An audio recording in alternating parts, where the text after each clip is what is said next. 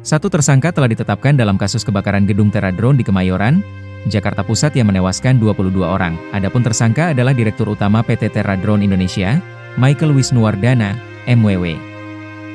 Penetapan tersangka terhadap MWW dilakukan setelah penyidik menemukan unsur kelalaian hingga kesengajaan terkait tata kelola penyimpanan baterai litium polimer, LiPo, yang memicu kebakaran. Berdasarkan keterangan dari 12 saksi termasuk 2 saksi kunci, kebakaran ini bermula ketika tumpukan baterai drone tipe 30.000 mAh terjatuh di ruang inventory lantai 1 gedung tersebut.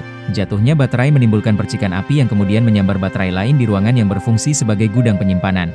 Polisi kemudian menemukan bahwa tak ada pemisahan antara baterai rusak, bekas atau yang masih layak di ruangan berukuran 2x2 meter itu. Di sisi lain, juga ditemukan pelanggaran soal keselamatan gedung, seperti tidak adanya pintu darurat, sensor asap hingga sistem proteksi kebakaran. Perusahaan juga tak memiliki standar operasional prosedur, SOP, penyimpanan baterai berisiko tinggi. Ada kelalaian saudara tersangka, jelas Kapolres Metro Jakarta Pusat Kombes Susatyo Purnomo Condro, Jumat, 12 Desember 2025. Pertama, tersangka dinilai lalai dalam tingkat manajemen perusahaan karena tidak membuat dan memastikan Standard Operation Procedure, SOP, penyimpanan baterai drone yang akhirnya menjadi penyebab utama kebakaran. Tidak menyediakan ruang penyimpanan standar untuk bahan flammable, ujarnya. Kedua, tersangka dianggap lalai karena tidak melakukan pelatihan keselamatan kerja bagi karyawan. Ketika kebakaran terjadi, karyawan kesulitan mengevakuasi diri karena gedung tidak memiliki jalur evakuasi memadai serta tidak memiliki proteksi kebakaran. Tidak menyediakan pintu darurat dan sistem keselamatan bangunan. Tidak memastikan jalur evakuasi berfungsi.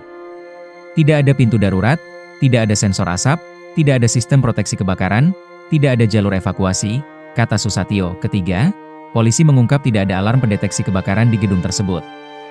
Salah satu karyawan disebut-sebut harus naik dari lantai bawah hingga paling atas untuk memberitahukan karyawan lain bahwa ada kebakaran. Pemberitahuan hanya disampaikan melalui mulut ke mulut.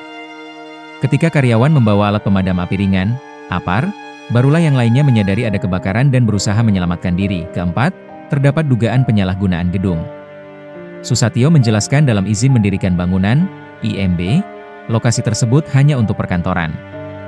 Namun pada praktiknya, bangunan juga dijadikan sebagai gudang. Kelima, berkaitan dengan SOP penyimpanan baterai, polisi mengungkap karyawan tidak dibekali pemahaman tentang pengelolaan baterai-baterai drone tersebut. Tersangka dianggap lalai dalam hal ini. Dari semua karyawan kami periksa, memang umumnya mereka tidak paham walaupun cuma penjelasan singkat, tapi tidak ada tertulis dan paham bagaimana mengelola barang, baterai tersebut. Di ruangan itu bercampur dengan baterai rusak, ada baterai dan sebagainya, itu jadi satu semua, kata Susatyo.